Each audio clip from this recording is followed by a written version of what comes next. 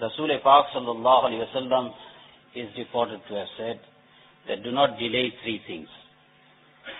A girl, when a suitable match is found for her, she is of marriageable age and a suitable match is found, the person has got akhlaq, he's got deen in him, he's working, he's earning reasonably, he can maintain and support. So then don't delay the marriage of these type of young girls. Salat, when the time of Salat arrives,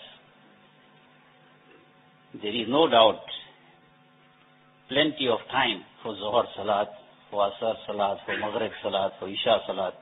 Like Isha Salat you can still make at midnight also. But as soon as the time sets in, especially for the women folk, if they are going to say that we will make it just now, because there's no Jamaat Salat, so many of them then miss their Isha Salat and they go to sleep. Or many of them miss the other Salats, because Shaitan says plenty of time, plenty of time, plenty of time.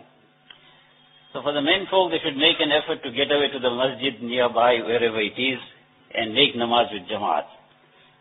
But if the masjid is far away and you are making a namaz individually, then don't delay it. Don't say after I have finished watching this program, then I will make Salat. After the football match is over, or after the cricket match is over, then I will make Salat. Na'uzu billah, we have given preference to the spot over Salat. And we can just imagine what is the state of that person's iman there. And the third one was the burial of a person once the kafan, the arrangement has been made, ghusl has been given. I'm just giving you an explanation. The qabr has been dug up, all paper formalities have been completed. Then don't delay it. If the person is pious, then let him go and benefit from all the good deeds that he did in his lifetime. The good deeds that he did, now let him go into the qabr. Allah Ta'ala will open the door of Jannat and he will get the fragrant breeze and he will sleep till the day of Qiyamah like a new bride sleeps. Nam ka naumatil arus. So why should we restrain him in our homes?